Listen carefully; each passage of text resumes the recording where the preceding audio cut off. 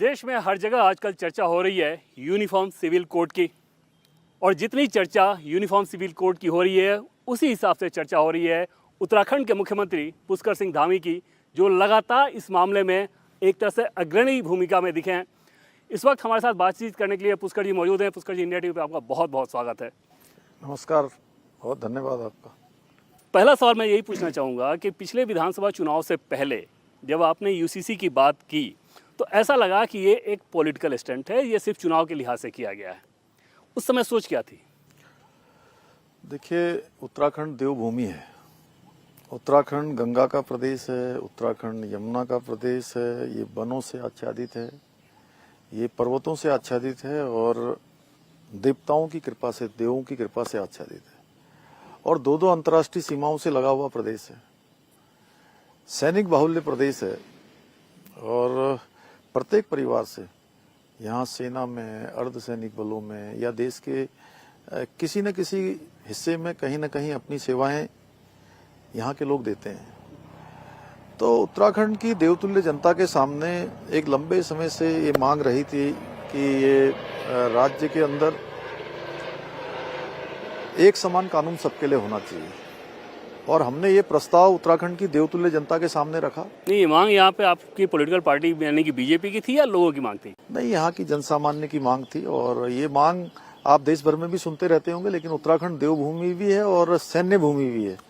तो यहाँ के लोग हमेशा देश के साथ चलते हैं, राष्ट्रवादी विचारों को अपनाते हैं। तो हमने उनकी अपेक्षा के अनुरूप उन्हीं के सामने प्रस्ताव रखा और देवभूमि उत्तराखंड की देवतुल्य जनता ने हमको इसमें अपना समर्थन दिया, आशीर्वाद दिया। और पहली बार उत्तराखंड के अंदर हमारे देश के यशस्वी प्रधानमंत्री मोदी जी के नेतृत्व में और उनके द्वारा जो काम किए गए थे उस पर भी उन्होंने अपना समर्थन देकर हमको सेवा करने का अवसर प्रदान किया। पहली बार उत्तराखंड के इतिहास में हुआ कि किसी भी दल को, किसी भी राजनीतिक दल को दूसरी बार लगातार सत्ता में आने का या सेवा करने का अवसर प्रदान किया। और चूंकि यूसीसी के बारे में भी हमने उनके सामने प्रस्ताव रखा था, तो कहीं न कहीं बहुमत के साथ उत्तराखंड की जनता चाहती थी कि यहाँ पर यूसीसी लागू होना चाहिए। और हमने भी, चूंकि हमारा संकल्प भी था उनके साथ, हमारा ये प्रॉमिस था कि हम सत्ता में आएंगे तो ये काम करेंगे। और हमने सबसे पहले यही काम किया, इसके लिए एक कमेटी बनाई। और यहाँ मैं एक चीज़ पूछूं आपसे कि जब यूसीसी की बात आपने कही, क्या दिल्ली में प्रधानमंत्री नरेंद्र मोदी उनसे बातचीत हुई थी, उनसे सलाह मशविरा हुआ था कि मैं ऐसा करने जा रहा हूँ? देखिए, भारतीय जनता पार्टी में कोई भी व्यक्ति स्वयं कोई निर्णय नहीं लेता है और सबके मंथन से जो सामूहिक चीजें निकलती हैं उसके बाद ही चूंकि इस पर काम आगे बढ़ता है। और मैं पार्टी का एक सामान्य कार्यकर्ता हूं। जो मेरी पार्टी की सोच है, जो हमारा विचार है, उसको चूंकि प्रत्येक कार्यकर्ता का नैतिक एक कर्तव्य भी, दायित्व भी होता है। और उत्तराखंड की देवतुल्य जनता ने भी जो है, चूंकि जिस प्रकार की अपेक्षा हमारी पार्टी से की है, जिस प्रकार से उन्होंने हमको सेवा करने का अवसर प्रदान किया, उसको हमने आगे बढ़ाया है। सत्ता में आने के बाद पहला काम इसी को करना है, इतनी प्रमुखता के साथ करना है। क्या पुष्कर सिंह धामी ये सोच रहे हैं कि अब उन्हें हिंदू हृदय सम्राट बनना है, इसलिए ये काम किया जा रहा है? दल से बड़ा देश और पार्टी से, पार्टी के बाद व्यक्ति। सबसे पहले देश, देश के बाद पार्टी और पार्टी के बाद व्यक्ति का हित अंतिम में आता है। और यहाँ किसी को भी ये बताने की आवश्यकता नहीं पड़ती है कि मुझे करना है। पार्टी में यहाँ पर समय समय पर सबको दायित्व दिए जाते हैं, जिम्मेदारी दी जाती है। और मैं भी एक पार्टी का सामान्य कार्यकर्ता हूँ। जो मेरी पार्टी का विचार है, जो मेरे से अपेक्षा यहाँ पर उत्तराखंड की जनता करती है, उसको हम लोग आगे बढ़ाते हैं। जब मुस्लिम कम्युनिटी के उत्तराखंड में भी मुझे लगता है कि 10 से 13% के बीच में कुछ होगा, अलग अलग रिपोर्ट में वो आंकड़े आते हैं, उनको अगर इससे ऐतराज है, फिर मुख्यमंत्री के तौर पे पुष्कर सिंह धामी की प्राथमिकता क्यों? देखिए, मैंने इसके बारे में आपको पहले ही बताया। चूंकि हम लोग संतुष्टिकरण पर, सबका साथ, सबका विकास, सबका प्रयास, हमारे प्रधानमंत्री जी का ध्येय वाक्य है और इसी पर हम लोग काम कर रहे हैं। उत्तराखंड देवभूमि के साथ साथ एक ऐसा स्थान भी है कि यहाँ पर सब लोग आपस में बहुत प्रेम से रहते हैं और कोई आपस में कटुता नहीं है, वैमनस्य नहीं है। तो सबके लिए अगर समान कानून हो जाएगा तो क्या दिक्कत होगी? लेकिन उसमें देखें तो अभी तक जैसे ड्राफ्ट में जो चीज़ें सामने आ रही हैं, मीडिया रिपोर्ट्स के हवाले से जो चीज़ें हम लोग दिखा रहे हैं, आपने भी देखा होगा, उनके कौन कौन से प्रावधान आपको अच्छे लगते हैं? लगता है कि हाँ ये सब तो कानून में होने ही चाहिए। देखिए, ड्राफ्ट चूंकि आएगा, अभी मैं उस पर बहुत ज्यादा नहीं कहना चाहता हूं, लेकिन ये जरूर है कि क्या कोई इस बात को जायज ठहरा सकता है कि 12 वर्ष की बेटी का विवाह कर दिया जाए, बाल विवाह कर दिया जाए, या संपत्ति पर उसका कोई अधिकार न हो। ऐसे तमाम प्रावधान हैं। अब वो जैसे ही ड्राफ्ट आएगा तो जो लोगों की बहुत निर्मूल शंका है, आशंका है, वो सब जो है समाप्त हो जाएंगी।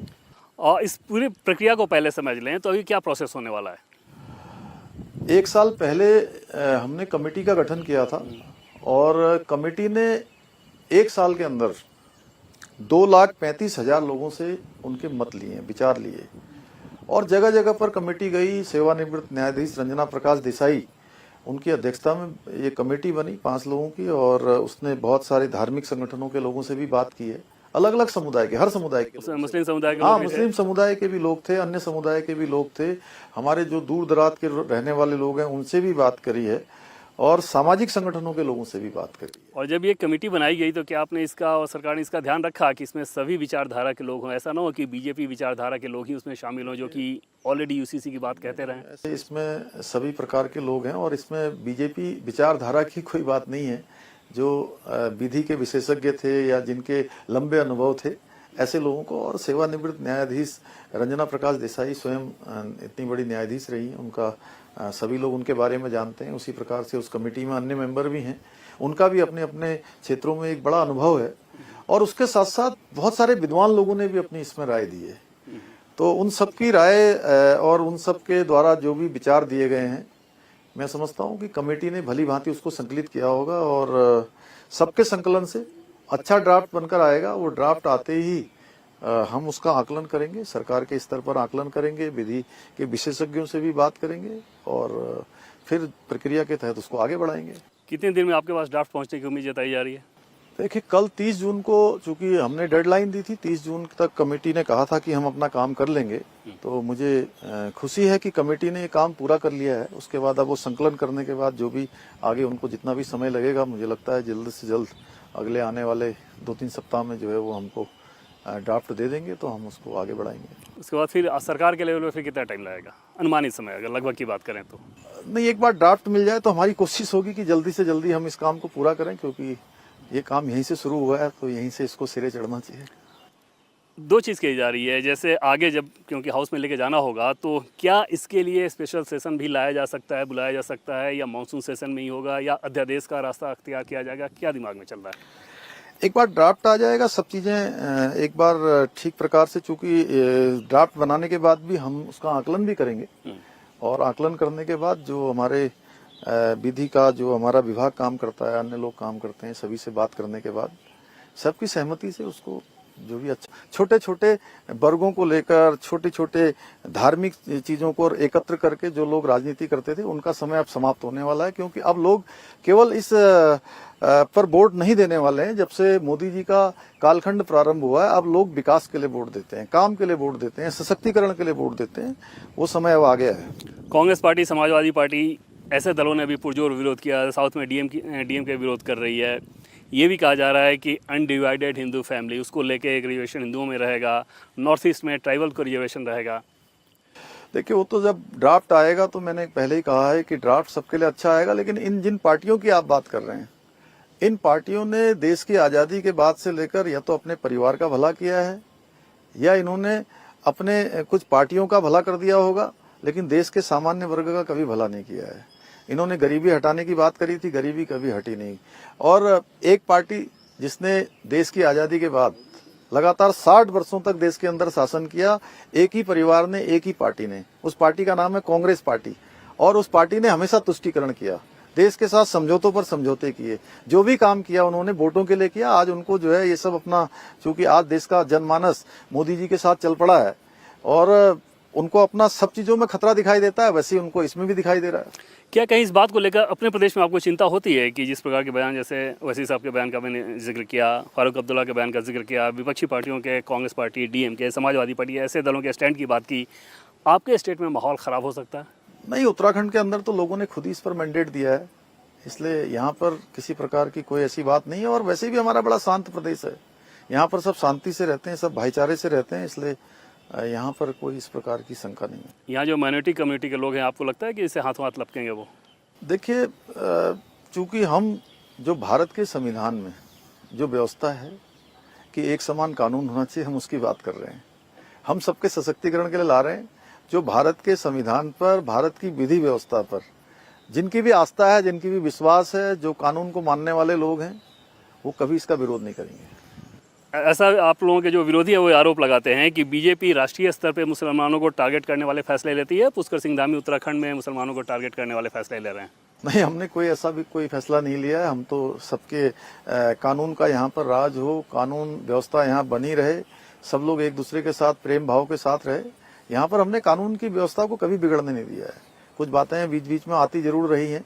अभी एक पुरोला की घटना का जिक्र आता है बार बार। वो पुरोला की घटना एक ऐसी घटना थी जो एक घटना की प्रतिक्रिया स्वरूप घटना थी, और लेकिन उस वहां पर भी कोई कानून व्यवस्था का कोई कमी नहीं आई, किसी को कोई मारपीट नहीं हुई, कोई किसी प्रकार की लूटपाट नहीं हुई।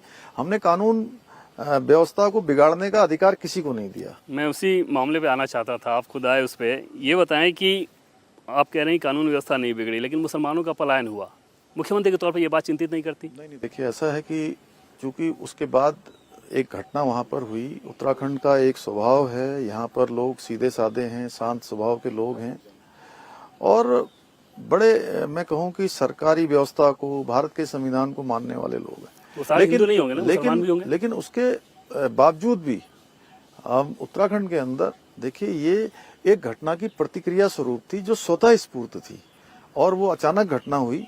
और वो घटना क्यों हुई कि उत्तराखंड के अंदर लोगों ने इसको बहुत बुरा माना कि बहन बेटियों के साथ नाम बदलकर, छल करके, प्रपंच करके, उनके साथ धोखाधड़ी करके, उनके साथ जो है एक प्रकार से धोखा किया गया। उस धोखे के विरोध स्वरूप ये घटना हुई, लेकिन हमने कानून व्यवस्था नहीं बिगड़ने दी, और अब शांति है, कोई ऐसी बात नहीं है। जो आपने बात कही कि शांतिपूर्ण लोग हैं उत्तराखंड के, तो ये सिर्फ हिंदुओं के लिए है या मुसलमानों पे भी लागू होता है उत्तराखंड? नहीं, उत्तराखंड के अंदर सभी शांति से रहते हैं, सभी, कोई ऐसा नहीं है, सब लोग प्रेम भाव से रहते हैं। हमारा तो बहुत शांत प्रदेश है, कहीं पर ऐसी कोई, आपने कभी कोई ऐसी घटना सुनी भी नहीं होगी। आप तो पूरे देश के समाचारों को भली भांति जानते हैं। तो हाँ, लेकिन वो जो मुसलमानों का पलायन हो रहा था, उस बात ने पूरे देश को चिंतित किया कि ये क्या हो रहा है। नहीं, मेरे पास आए थे, मुस्लिम समुदाय के लोग भी आए थे, तो उन्होंने कहा कि हम महापंचायत करना चाहते हैं। मैंने कहा भाई देखिए, चूंकि महापंचायत, मैंने कहा पहले भी हमने कहा कि उनको भी हमने कहा आप भी मत करिए। एक समुदाय के लोग, हिंदू समुदाय के लोग भी करना चाहते थे,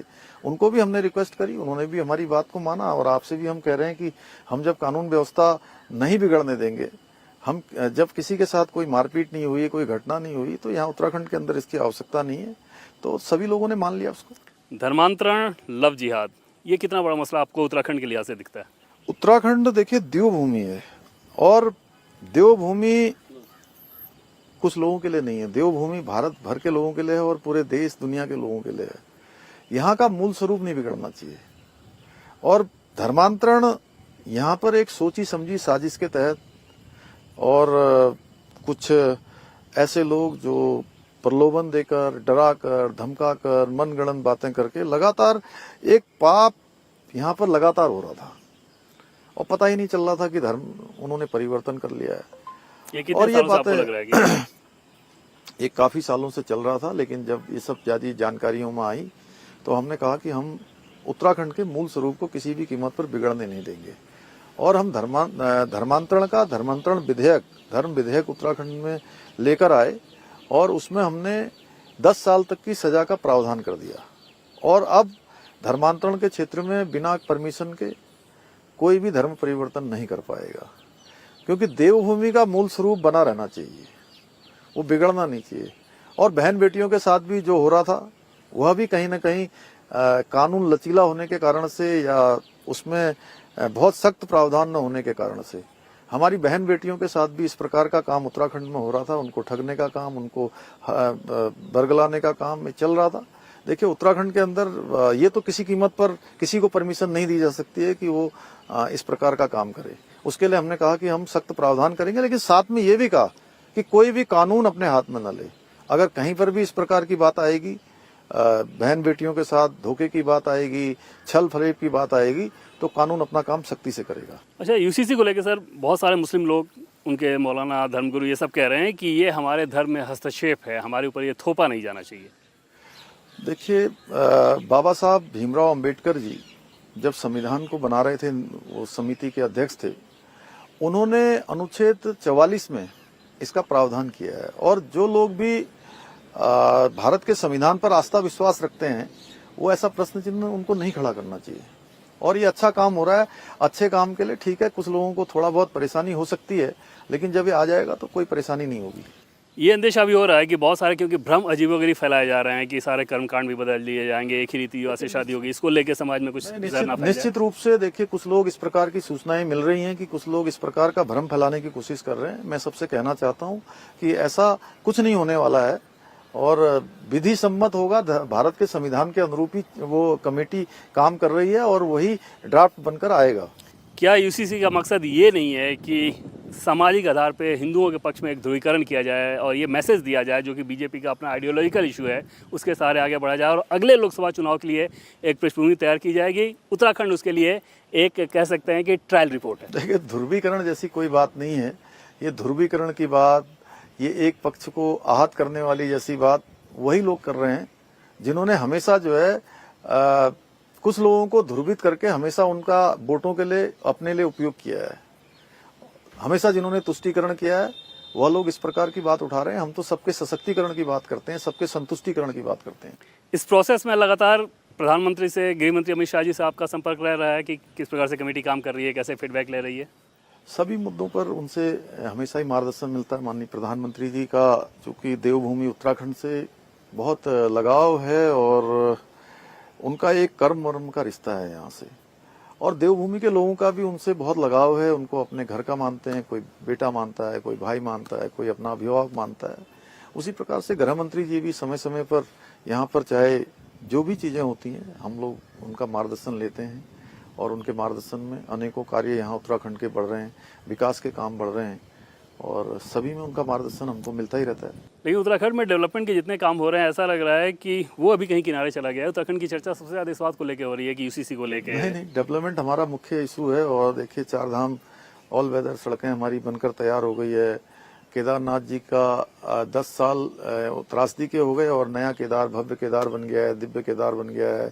अभी कैलाश मानसरोवर, अभी जैसे चारधाम की लोग यात्रा कर रहे हैं, आने वाले समय में लिपुलेख तक हमारी सड़क का निर्माण हो रहा है। मैं आदरणीय प्रधानमंत्री जी का, सड़क परिवहन मंत्री जी का धन्यवाद करता हूं कि जैसे चारधाम की यात्रा होती है, आने वाले समय में बाबा कैलाश की यात्रा भी होगी। और प्रधानमंत्री जी ने जो बाबा केदार की भूमि से उनके मुंह से शब्द निकले थे कि 21वीं सदी का तीसरा दशक उत्तराखंड का दशक होगा, और वो अनायास ही नहीं निकले। वो चूंकि भोलेनाथ के भक्त हैं, बाबा केदार के भक्त हैं, और उनके मुंह से जो शब्द निकले वो सच बताऊं तो मैं शिव रूपी शब्द थे। और 5 नवंबर 2021 को उनके मुंह से शब्द निकले और 22 में हमारी यात्रा हुई। यात्रा अभूतपूर्व हो गई। सारे रिकॉर्ड पिछले समाप्त हो गए, नए रिकॉर्ड बन गए। कांवड़ यात्रा हुई, इतनी बड़ी संख्या में लोग आए, 4 करोड़ के लगभग। और इस वर्ष भी अभी यात्रा आधी भी नहीं हुई है और 33 लाख लोगों ने अभी तक दर्शन कर लिए। लगातार बर्फबारी हो रही है, लगातार मौसम खराब हो रहा है, लेकिन भक्तों का सैलाब आ रहा है। पर्यटन के क्षेत्र में था, उसमें यूसीसी का छौंक लगाने की क्या जरूरत थी? नहीं, यूसीसी, चूंकि मैंने पहले ही कहा कि उत्तराखंड के लोगों ने ही उस पर मोहर लगाई है, और उस समय तो चुनाव से पहले की बात है। ये आम चुनाव से पहले की बात है, चुनाव तो अब आने वाला है, इसलिए वो बहुत पीछे की बात है। जो लोग इस प्रकार की बातें कर रहे हैं वो केवल इस नाते कर रहे हैं कि उन्होंने कभी भी जो है सभी के लिए काम नहीं किया है, केवल वोटों के लिए काम किया है। वो लोग इस प्रकार की बातें कर रहे हैं। ये माना जाए कि केंद्रीय स्तर पे मॉडल के तौर पे पेश करने के लिए उत्तराखंड ने यह फैसला किया कि यूसीसी को लेकर हम अपना मॉडल दे रहे हैं, इस मॉडल को अपनाइए केंद्रीय स्तर पे। देखिए, देवभूमि है और देवभूमि सभी को शुद्ध वातावरण देती है, शुद्ध पानी देती है, शुद्ध हवा देती है, शुद्ध पर्यावरण देती है। ये देवों का प्रदेश है। जो भी यहाँ होता है वो देवों की कृपा से भी होता है, और यहाँ हो रहा है तो हम तो अपने राज्य के लिहाज से हमने जो संकल्प लिया था या जो बात हमने पहले कही थी उसी के अनुरूप उसका ड्राफ्ट बन रहा है, उसी के अनुरूप हम उसको लागू करेंगे। लेकिन हाँ, ये जरूर है, मैं इतना जरूर कहना चाहता हूँ देवभूमि का एक कार्यकर्ता होने के नाते, एक यहाँ के देवभूमि के नाते, कि उत्तराखंड जिस दिशा में आगे बढ़ा है, भारत के सभी राज्यों को उस दिशा में आगे बढ़ना चाहिए, ऐसी हमारी अपेक्षा भी है सबसे। राहुल गांधी कह रहे हैं कि आप लोग नफरत फैलाते हैं, उसमें यूसीसी उत्तराखंड में लेके आया जाना। जाहिर तौर पे राहुल गांधी ये कहेंगे कि देखो जो मैं कह रहा था उत्तराखंड तो वही कर रहा है और बाकी राष्ट्रीय स्तर पे भी वही किया जा रहा है। देखिए, राहुल गांधी जी एक समय में न तो पूजा करते थे, न कभी मंदिर जाते थे। प्रधानमंत्री मोदी जी के कारण से उनको आज वो सब काम करने पड़ रहे हैं जो कभी नहीं करते थे। आने वाले समय में हो सकता है वो कहें कि यूसीसी भी अच्छा है। लेकिन अभी तो कह रहे हैं कि आप लोग नफरत फैला रहे हैं। देखिए, जो व्यक्ति विदेशों में जाकर कह सकते हो कि भारत का लोकतंत्र खतरे में है, जिनके पूर्वजों ने, जिनकी पार्टी के लोगों ने, जिनके दादी ने जो देश के अंदर आपातकाल थोपने का काम किया था, उसको कौन भूल सकता है कि ऐसे लोगों को चीन से ज्यादा प्रेम है, भारत की सेना से कम प्रेम है। तो लोग स्वयं अंदाजा लगा सकते हैं कि राहुल गांधी किस मानसिकता से देश के अंदर काम कर रहे हैं। आखिर में एक सवाल पूछूं मैं आपसे कि अगर टाइम फ्रेम के हिसाब से कहा जाए तो क्या यह तय माना जाए कि अगले 2 महीने के भीतर उत्तराखंड में समान नागरिक संहिता, वो जो कानून है, वो कानून धरातल पे एक्टिव रहेगा? हम जल्द से जल्द कोशिश करेंगे कि ड्राफ्ट मिलते ही जो है उस पर जो भी विधिक राय लेकर उसको हम उस पर आगे बढ़ें। और हमारा प्रयास होगा कि चूंकि हमने इसमें सबसे पहले उत्तराखंड राज्य ने इनिशिएटिव लिया है, मैं उत्तराखंड की देवतुल्य जनता का भी धन्यवाद करना चाहता हूं, उनका मैं आभार भी व्यक्त करना चाहता हूं कि अगर वो हमको अवसर नहीं देते तो हम इस दिशा में नहीं आगे बढ़ पाते। इसलिए हमारी कोशिश होगी कि जैसे हमने इसकी सबसे पहले कमेटी बनाई थी, उसी प्रकार से हम सबसे पहले इसको लागू भी करें। लगभग तय माना जाए कि 1.5-2 महीने के भीतर तो ये हो जाएगा? हाँ, जल्दी से जल्दी। इस बात का सेटिस्फैक्शन है कि केंद्रीय स्तर पे जो आएगा वो इसके बाद ही आएगा, उसमें उत्तराखंड एक रोल मॉडल के तौर पे पेश होगा? नहीं, हमने उत्तराखंड की बात करी है और उत्तराखंड में हम इसको कर रहे हैं। उसके बाद चूंकि मैंने कहा कि हमारी अपेक्षा है कि सभी लोग इसको लागू करें। पुष्कर जी, इंडिया टीवी से बातचीत करने के लिए आपका बहुत बहुत धन्यवाद। धन्यवाद। इंडिया टीवी हर वक्त हर जगह डाउनलोड करने के लिए सर्च करें India TV news Google play store या ऐप स्टोर पर।